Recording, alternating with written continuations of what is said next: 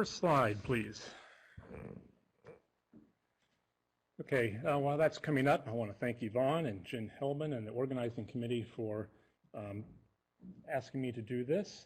It's a pleasurable task. Hadn't really thought about things in this way, but let's see what we can pull together. Towards the future of lunar science and exploration. This is going to be a little bit more optimistic than two.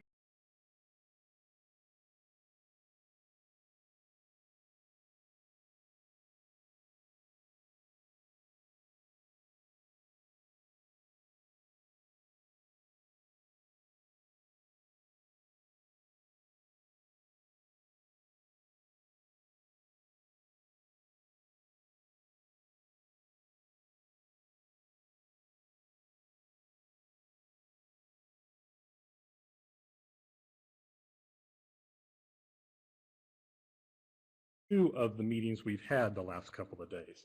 Okay, next slide. Okay, we have to start with the NRC 2007 report that Carly Peters and her colleagues put together, because it really outlined in very clear terms what our science objectives were as we returned to the moon and began to explore it in earnest. For those of you who don't know, this report identified 8 major scientific concepts, which you see outlined here, and beneath each of those concepts was a series of very specific science investigations. There's about 35 investigations in total. So it gave us a plan forward if and when we actually get crew back or robotic assets back on the surface. If I can have the next slide, please. Okay, so in general terms, that NRC 2007 report provided a framework which gives us an opportunity to study some big ideas. And I'm all in favor of studying big ideas. Next slide. And so I'm going to step you through 3 of them, just as examples, and I'm plotting them on this diagram that shows the accretional and bombardment history of the moon. You can think of this as an accretional and bombardment history of the Earth as well. This is really the Earth-Moon system. And very early on in time, 4.5 billion years ago, when planetary debris was accreting, there seems to have been, according to the giant impact hypothesis, an object twice the size of the moon colliding with the proto-Earth, throwing up a cloud of debris that accreted very, very quickly into the proto-moon, which then evolved, if I can have the next slide, into or through a phase involving a lunar magma ocean. Another very big idea that has its roots in the Apollo 11 mission, and something that is still of very significant importance today. In fact, just before this conference, just a few days ago, we held a conference in Bozeman, Montana about the Lunar Highlands crust, which has everything to do with assessing this very important hypothesis. If I can have the next slide, please. The third major hypothesis that the NRC articulated or drew our attention to is the Lunar Cataclysm hypothesis, which suggests that about 500, 600, 700 million years after the Earth and the Moon formed, there was a severe spike in the amount of impact events that affected the Earth-Moon system, and that continues to be one of the most important scientific problems for us to investigate. And so, in fact, I want to use that one to illustrate the way in which NLSI has allowed us to tackle some of these fundamentally important science problems. Next slide, please. Okay, so before we talk about the research, I have to tell you where we start. And I have to say that there is a lot of debate, which is good. You have to have questions before you can design your research program.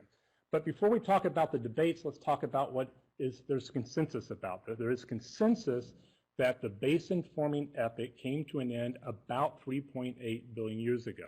So to put it in very specific lunar terms, the Orientali Basin, the last of the basin-forming impact events, seems to have an age of about 3.8 billion years. And you heard Jim Head and many others here at this conference talk about that particular impact event.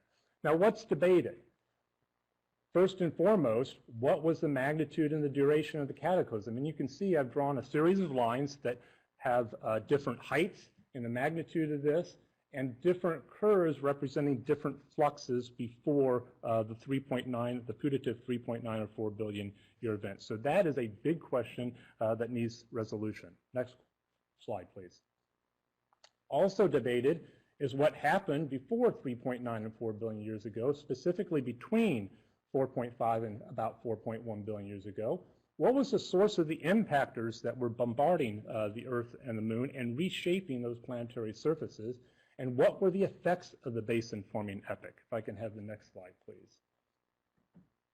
Now, to address that, NLSI, thankful for the funding, allowed us to go back into the Apollo collection and tackle it with two important new tools. One being simply the ability to tackle the problem collaboratively with a large number of people that could pull or bring together a lot of different techniques. In addition, we had the opportunity to use completely new technology that didn't exist 30 or 40 years ago. Okay, so as we went back into the Apollo collection, here's just an example. This is Apollo sample 60016, split 181. And you can see within this sample there's some dark clasts. These are impact melt clasts. So we were able to extract those clasts, and those can then be analyzed to determine if there are chemical fingerprints remaining in them of the projectiles that produce those melts, and we can also determine the age at which those impact events occurred. Moreover, in the matrix of this rock, which was produced by compressing the regolith of the surface layer of the lunar regolith, we suggested that maybe, just maybe, we could find some fragments of the impacting objects that were affecting the Earth and the Moon at that particular time. Next slide, please. So I spoke a little bit earlier about using completely new techniques, and so this is basically behind this particular image here. We use new innovative microanalytical mapping techniques to chemically fingerprint projectiles in large swaths of samples like 60016. This is a chemical map of the area 7 by 9 millimeters, and way down here in the red circle, which nobody can see but maybe Yvonne or Greg, is a green-colored fragment which has nothing to do with the Moon. It has everything to do with the objects that hit the Moon. Next slide, please. Okay, so to actually understand the importance of this thing, there are two parts to this particular study, and I should say both phases were led by Katie Joy, who was a postdoc with the NLSI and is now just opening up her own lab at the University of Manchester in the UK. The first thing that she did was she calibrated the ages of regolith breccias like 60016. And here you can see a schematic diagram very similar to the one that I've shown you earlier. And using this new calibration of the ages of these regolith breccias, we could determine when material was being added to the Moon and incorporated into those breccias. The next thing that she did was use those chemical mapping techniques illustrated on a previous slide to look for fragments that may have survived those impact events. And here's a little example right down here. And for those of you who have studied chondritic meteorites in the past, you look at that and you say, my gosh, it's a fragment of a chondrule. It looks like it comes from a primitive chondrite, whether it be a Yinde or something of that sort. So we actually have, for the first time ever, directly detected or have in things you can hold in your hand, relics of the objects hitting the Earth and the Moon at these intervals, 3.7 billion years ago, all the way up into more recent times. Now, the other interesting thing that she found is that the population of objects that was hitting the Moon at the end of the basin-forming epoch is very distinct from what is hitting the Moon at later times, including today. Moreover, they are very, very coherent. That is, there seems to be a uniform population of objects hitting the Moon during the basin-forming epoch, as opposed to a very diverse group of objects hitting the Moon today. Next slide. Okay, as I said, one of the other strategies that NLSI allows you to do is to bring together diverse techniques. And so here is a completely different technique. It was originally pioneered by Bob Strom in a paper back in 2005, where he and his colleagues took the size distribution of craters on the Moon, used pi scaling relationships to calculate the size distribution of the projectiles hitting the Moon, and found that the size distribution of the projectiles hitting the Moon during this early period of solar system formation comes or matches that in the asteroid belt. And so the punchline there was the asteroid belt was the major source of the impactors hitting the Earth and the Moon 3.94 billion years ago. And here you can see a match. There's a series of red dots, which is the calculated size distribution of the projectiles, and the green and the blue symbols there are the actual observed size distributions that one finds in the asteroid belt. Okay, now comes NLSI, now comes more young people. Simone Marchi, I don't know if he's still here in the audience, but he is one of the first two of the NLSI Central postdocs, funded postdocs, and he tore into this data and looked at it in a lot more detail and found that there were subtle but significant differences in the size distribution one sees in craters in some of the most ancient terrains on the Moon. And his analysis of that data suggested that we were seeing a change in the impact velocity during the basin-forming epoch, essentially a doubling from about 10 kilometers per second to 20 kilometers per second. And so there were some punchlines from that too. One, the oldest and largest of the basins, we've heard a little bit about this before, the SDA basin, preceded the cataclysm. It was produced by one of these slower moving projectiles. As I said a moment ago, that the impact velocities nearly doubled when the cataclysm occurred. And this is consistent with dynamically evolving situation with the giant planets. Next slide, please. Also, we've been able to complement our lunar sample analyses with meteoritic sample analyses. And we see, again, that there is a large population of objects on some of the planetesimals, reflecting an increase in bombardment about 3.94 billion years ago. Asteroids, sometimes being a bit better preserved than the Moon, actually, though, preserves an even more ancient record. Here we have records of impact events occurring within the asteroid belt that actually precede the giant impact that produced the Moon. It's stunning. But in between those two events, we have a gulf in the number of impact events, and then after the basin-forming epoch, again, we have another gulf. And this isn't just seen on the H-chondrite parent body. Next slide.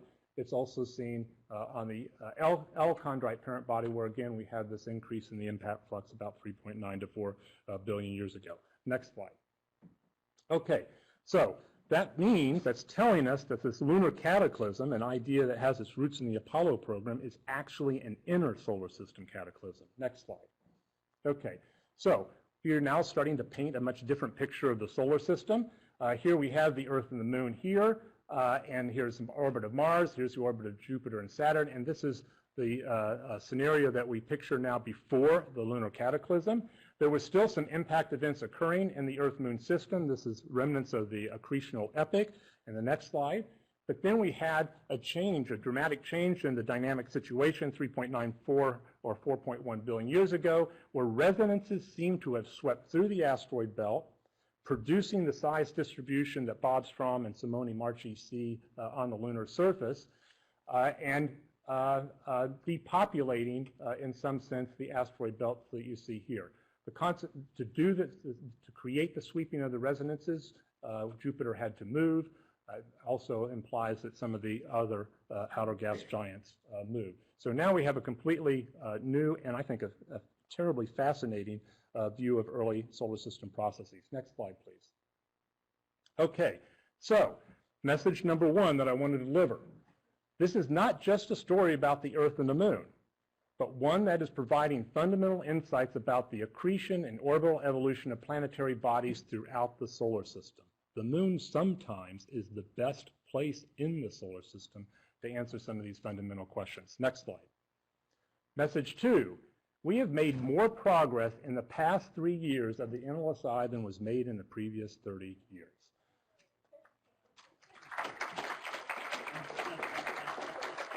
That said, I don't want to say we're finished. That said, a lot of questions remain unanswered and actually require a return to the lunar surface. Next slide. Okay, so where to begin? That's the question.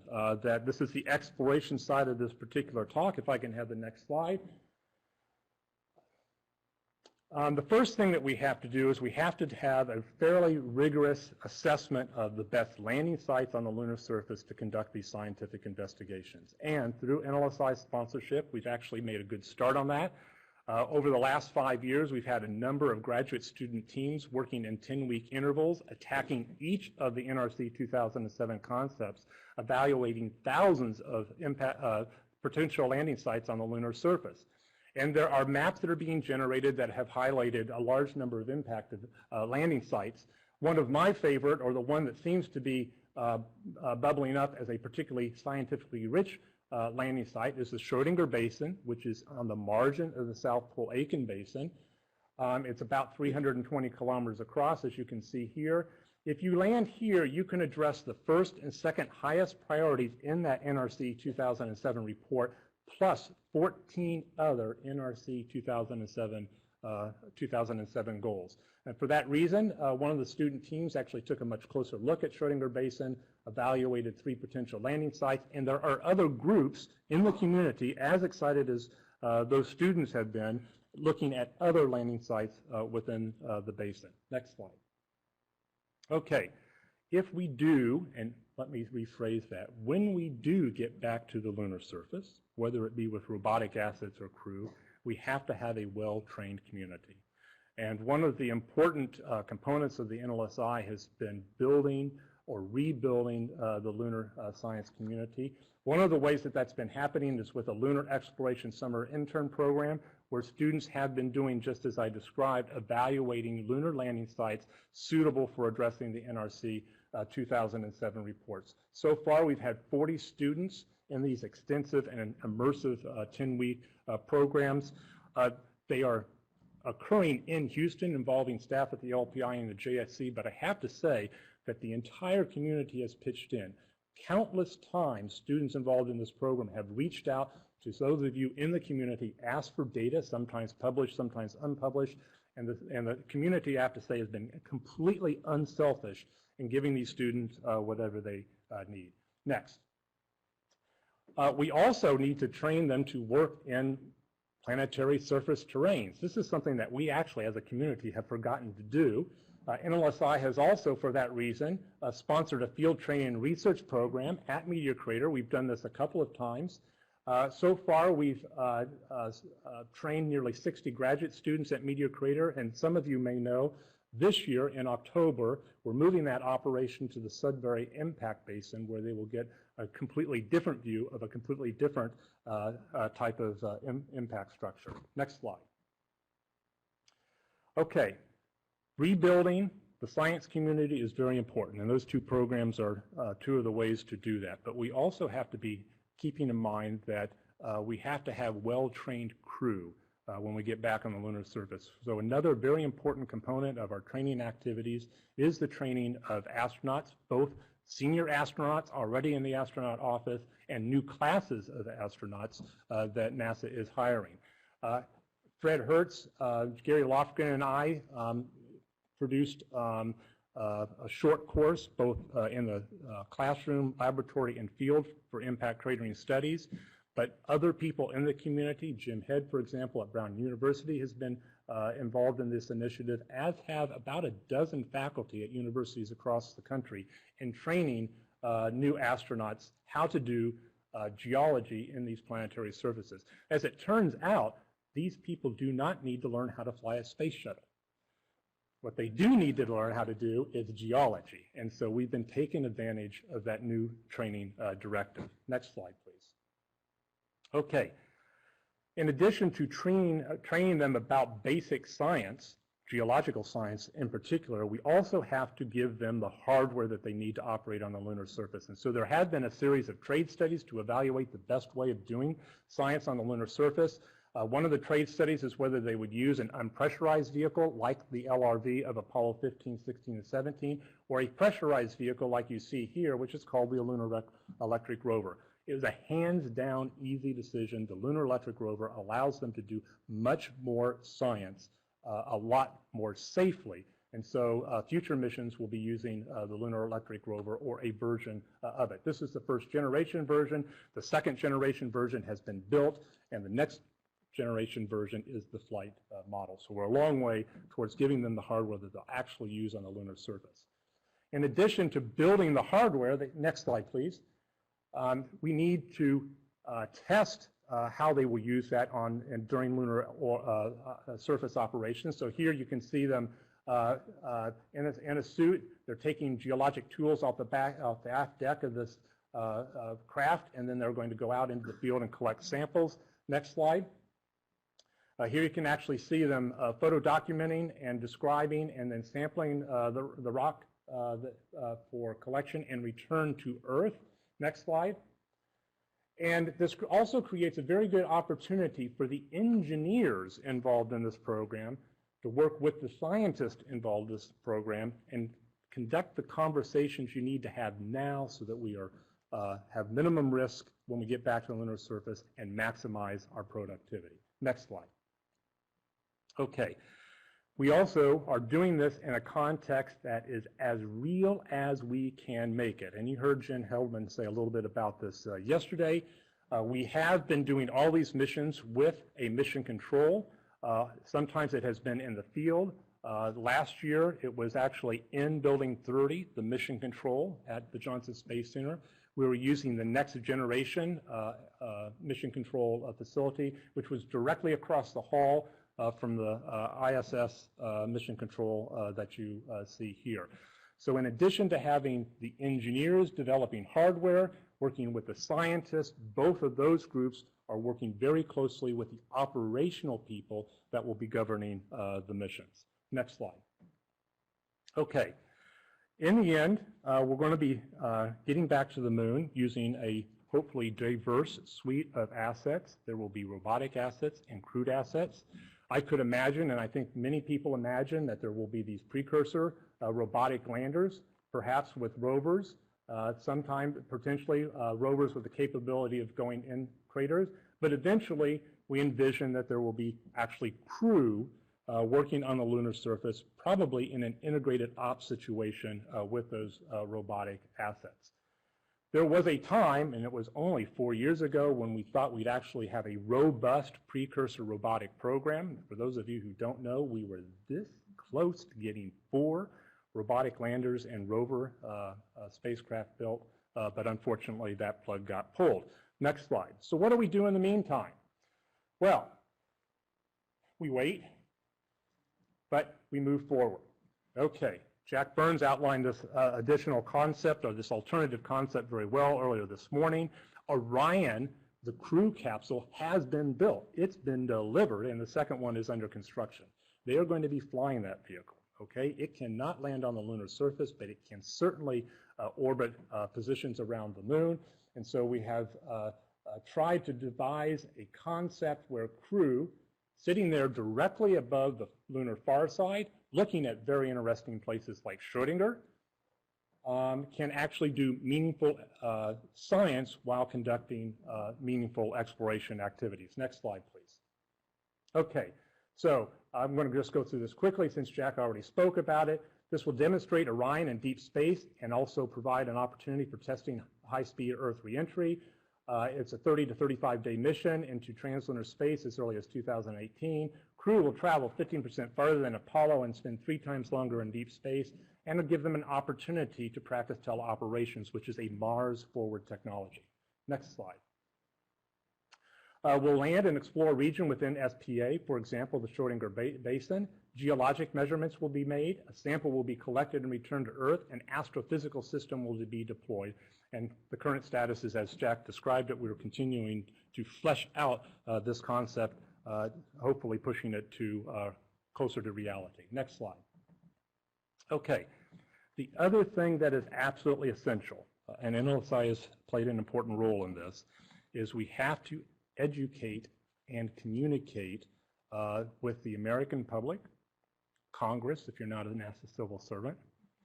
And there are some things that we just have to set straight. We have to put the facts on the table. Okay, so I'm going to show you a couple of examples. If you show a picture of the space station to a typical American and you ask them where it is in space, and you show them a picture of the Earth and the moon, they're going to say right about out here. That's so wrong. It is so wrong. Okay, so here's a little fact sheet. There's the Earth, there's the moon, there's the ISS. You show this to people in the public, and I have done this, and their immediate reaction is, I had no idea. We're not exploring space, are we? That's the point. That's the message. If we are going to explore space, let us reach for the moon and beyond. Next slide. Okay, how many times have you heard, we've been there, we've done that? We haven't.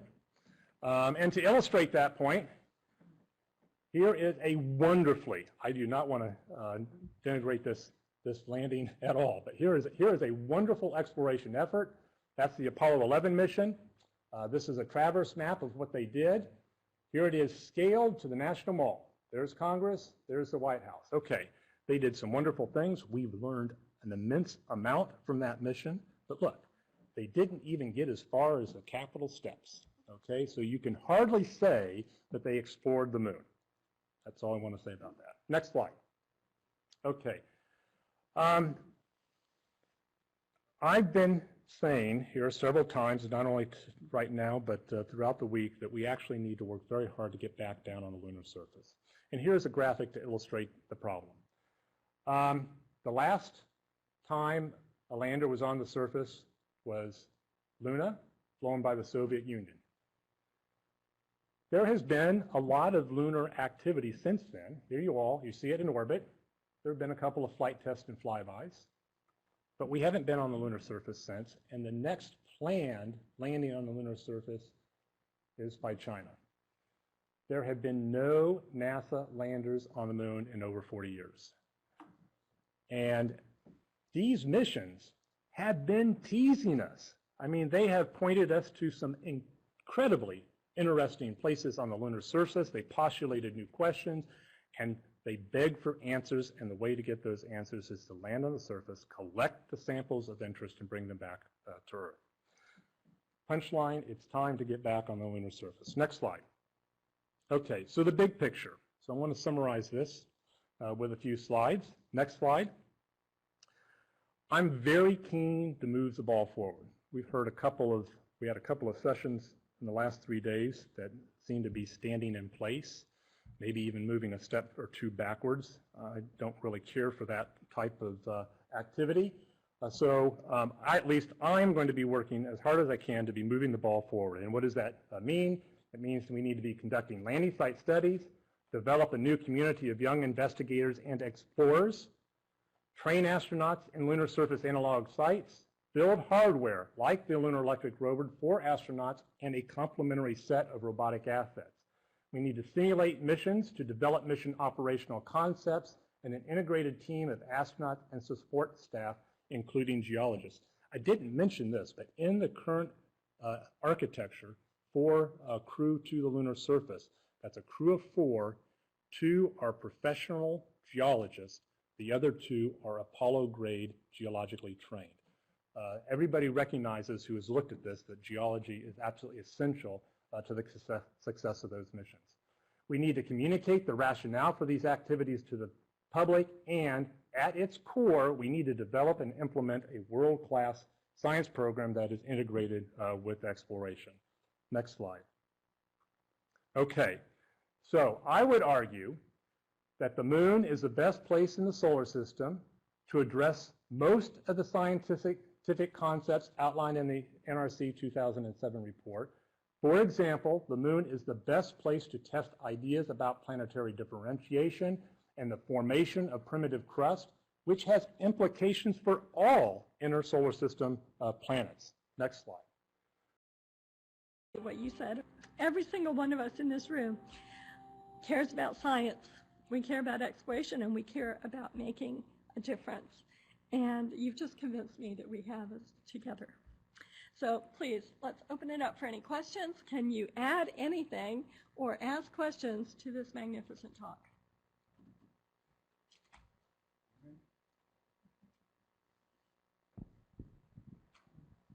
You talked about the Orion capsule. What about a launch vehicle? Is that built yet, and also, can we get this past the Tea Party?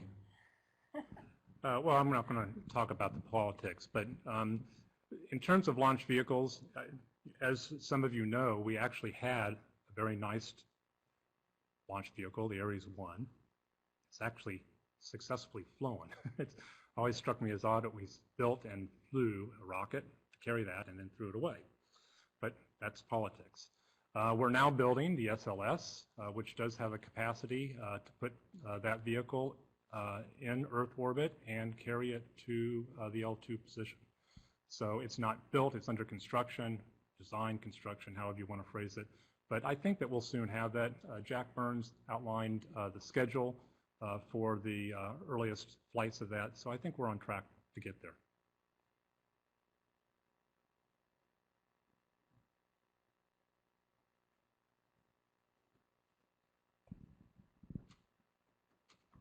It seems like the Lunar Electric Rover is pretty advanced at this point. You said the second one's just been built, the third one's coming along. That's going to be flight ready. But are the other components necessary to put astronauts on the surface also going to be ready? Are there spacesuits? Is there something that can land on the moon coming? Yeah, the biggest hurdle is the lander. Basically, the program for the lander was canceled, so the logic was we didn't have the money to build a lunar lander, so let's go to Mars. And my response to that was, well, if we can't figure out how to go 240,000 kilometers away from the Earth, how are we going to do something 240 million? But that's my point of view. We do have to have a lander. The vehicle's ready to go. But the important thing, rather than being critical of what we don't have, what I was trying to do is make it clear to people, because they just don't know how much we have done, how far down the road we are. And I will sometimes give these types of talks to civic groups. And, you know, I point out that the Lunar Electric Rover has been built. I point out that we had the Ares 1 successful launch test. We had a successful launch abort test, and so on and so forth. And you go down that list and they say, well, why aren't we there? And, you know, the typical reaction is, more than that, well, why doesn't somebody in Washington simply say, let's go? And that, for those of us who are in the midst of this, is a little bit frustrating, but we will get there. We are moving the ball forward. It may just be moving it down the field a little bit slower than all of us would like. That doesn't mean we need to quit pushing, but that's just the reality of the situation. David, have you considered talking to any of the commercial lunar providers? There are a number of us who are working on landers now. Our landers are small at this point, but if we have the demand for the kind of capacity that you're looking for, then we have a customer that drives development, and what we're looking for are customers to drive that development. When you're dealing with government entities in Congress, you are tied to what Congress is willing to fund. When you're dealing with commercial provider, it's what the market's willing to support. I know there's a couple of us represented here. Yeah, so let me break that down into two parts. One, with regard to robotic landers, there's a lot of groups out there that have that capacity. I don't know that there's any economic feasibility to sending crew completely commercially. But getting back to the robotic possibility, the problem is, as you said, you have to find an economically viable model. And unfortunately, or fortunately, and actually it's in some sense fortunately, this country and many nations in the world do not put a high monetary value on knowledge. And the reason that's good is it makes knowledge and education very diplomatic, which I think has been very good for the Western world. But it also means it's very hard to sell information. I cannot tell you how many times people call me and say, well, can you tell me this? Can you tell me that? And if I was a physician, I'd be a very wealthy person. But information, scientific information, just doesn't get priced in the market that way. It's just the reality of the situation.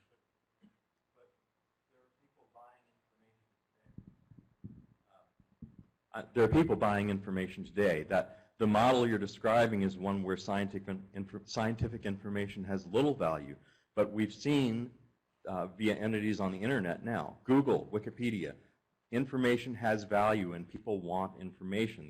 There are ways of having that information be paid for. You have to look beyond government funding. You have to look for commercial sources. My company is building a commercial market for lunar space, for cislunar space, and lunar surface operations. If you start thinking in a more innovative fashion about the mission development, you can find customers for that information. And those customers may be large internet organizations like Google or Wikipedia or other broadly funded entities that want to develop that information and want to see that information become more widely available. It's a matter of innovation in thought as much as innovation in engineering. Have you actually given some thought to that? Do you have people who are thinking on those lines or are willing to work with us to think on those lines where we can actually become an enabling supporter of those kind of developments? Personally, I have not. Okay. Any other questions, comments? Wanda?